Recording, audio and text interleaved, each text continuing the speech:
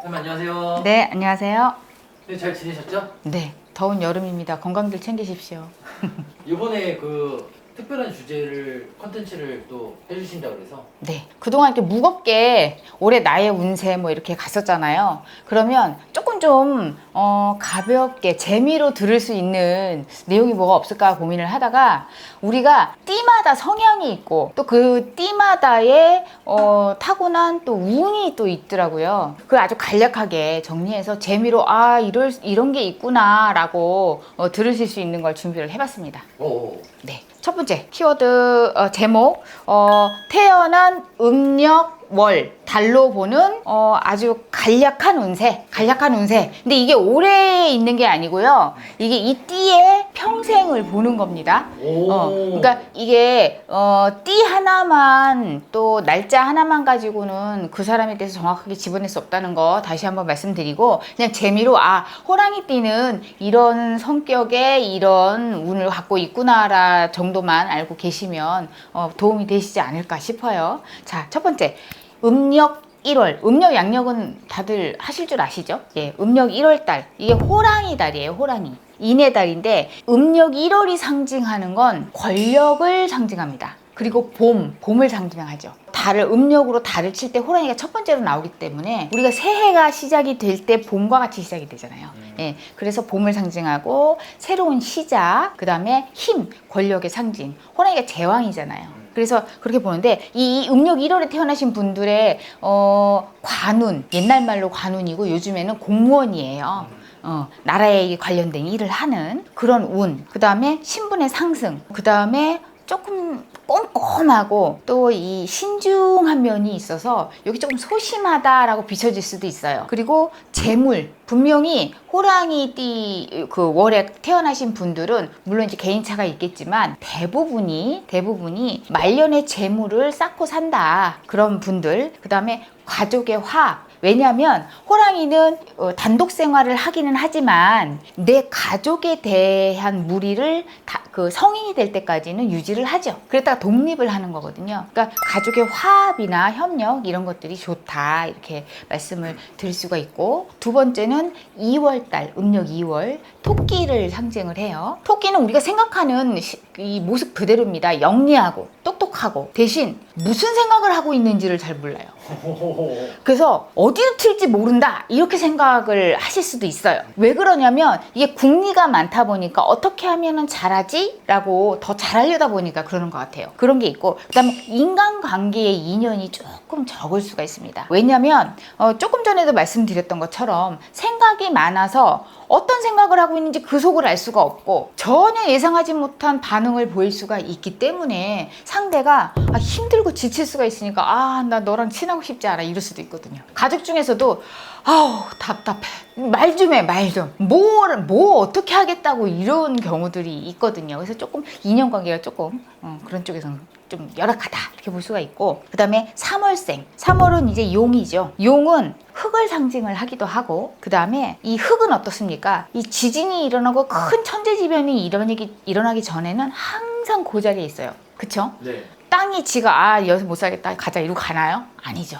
바람은 흐르죠. 물도 흐르죠. 근데 흙은 흐르지 않잖아요. 물론 모래알 같은 경우는 이렇게 흐르죠. 근데 모래는 흙과는 약간 좀 다른 성향을 띠고 있다고 보시면 되는데, 이 용의 달에 음력 3월에 태어나신 분들은 인내심 진득한 게 있죠. 그리고 말년운이 엄청 좋습니다. 왜? 기본적으로 탄탄하게 깔고 앉는 운이 있기 때문에. 이렇게 이번 시간에는 음력 1월 2월, 3월 달에 기본적인 타고난 운에 대한 재미로 보는 겁니다. 말씀을 드려봤습니다. 네, 그러면 말년복이 1월생하고 3월생이 대략적으로 좋다. 전체적으로 다 좋아요. 제가 이거 준비하면서 보니까 전체적으로 말년복이 다 좋아서 기분은 좋았습니다. 근데 이제 이 영상을 보시는 분들은 그럼 말년복은 다 좋아? 그런 소리는 나도 하겠다. 그래요. 그런 소리 하셔도 괜찮아요. 말년복만 다 좋아서 다 잘 사시면 정말 좋겠습니다. 감사합니다, 선생님. 선생님 안녕하세요. 네, 안녕하세요. 이번에도 네. 태어난 월로 보는 태어난 월로 보는, 재미로 보는 띠의 운세 이렇게 보시고, 두 번째 시간 자 이제 시작을 할게요. 음력 4월달. 4월은 이 뱀띠예요. 그런데 이 뱀띠는 이 우리가 생각을 하는 거랑 똑같습니다. 이동성, 역마성을 상징을 해요. 그러다 보니까 활동 범위가 굉장히 넓고 안 가는 곳이 없잖아요. 물에도 사니까. 그리고 자수성가를 한다. 그리고 뱀띠를 가지신 분들은 활동 영역이 넓기 때문에 해외에서 일을 하시고, 그 다음에 영업, 이런 이동성이 많은 직업을 선택을 하시면 좋다, 이렇게 말씀을 드릴 수가 있고, 그리고 5월달, 음력 5월입니다. 5월달은 말이죠, 말. 말은 불을 상징해요. 불. 활활 타는 뜨거운 불을 상징하기 때문에 에너지가 굉장히 확장되고 번창하는 시기거든요. 그러다 보니까 이 명성을 내는 데 있어서 불은 활활 타기 때문에 멀리서도 보이잖아요. 예, 그래서 명성을 내기에, 내 이름을 내기에 유리하다.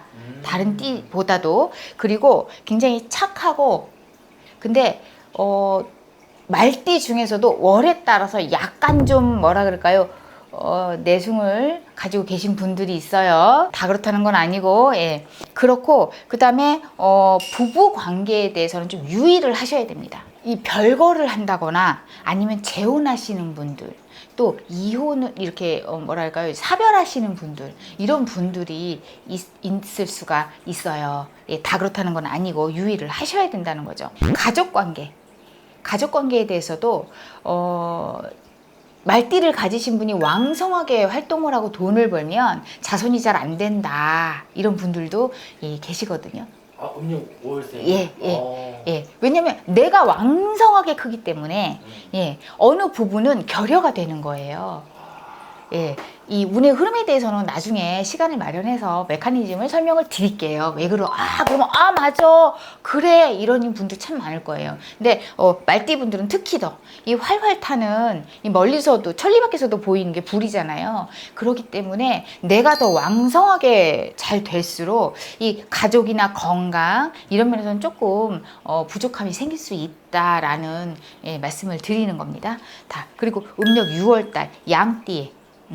양띠는 이 정신적인 분야, 철학이라든지 심리학이라든지 아니면 저 같은 종교 계통에 관련된 직업을 가지신다거나 그리고 예술 분야, 이런 쪽에 좀 유리하신 띠라고 볼 수가 있어요. 왜냐면 영리하고요, 또 이 예술적 감각을 갖고 있습니다.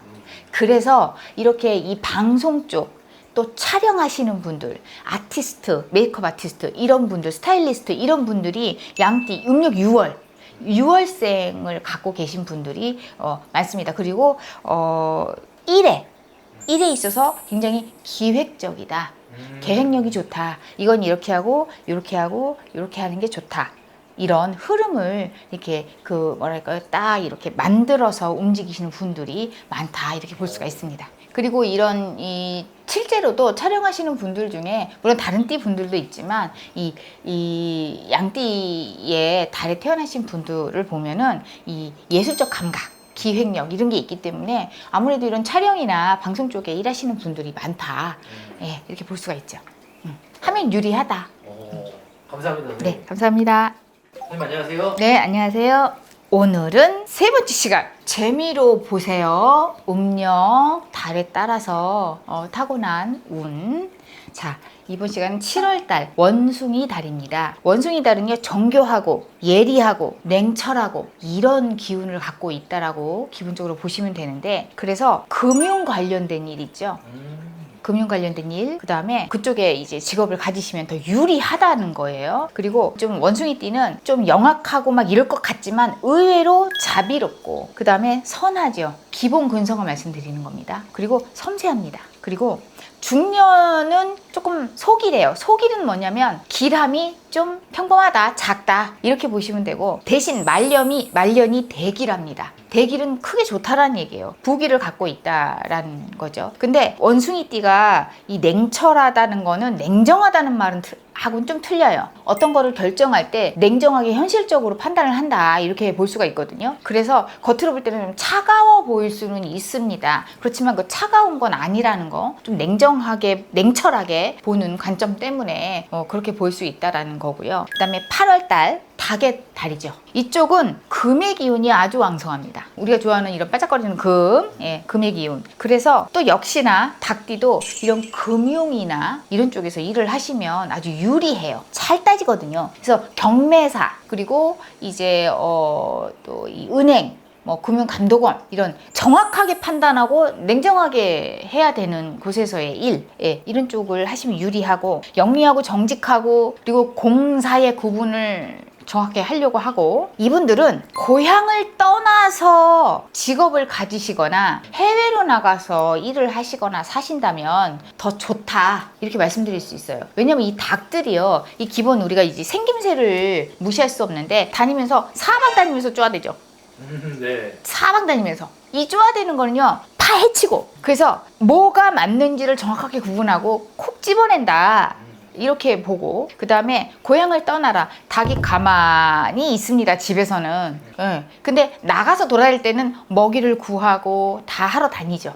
그래서 고향을 떠나서 일을 하거나 살면 조금 더 유리한 이제 시점에 도달할 수 있다라고 말씀을 드릴 수 있고요. 또 이 영상 보시고 대부분이 고향에서 떠나서 살지 않나요? 그런데 닭띠가 떠나서 살았을 때 더 유리하다라는 말씀을 드리는 거예요. 수사하는 쪽도 괜찮나요? 그렇죠. 수사, 경찰관 이런 것도 괜찮죠. 그리고 음력 9월달 개띠입니다. 개띠는 손재주, 기술직 그쪽에서 일을 하시면 더 유리합니다.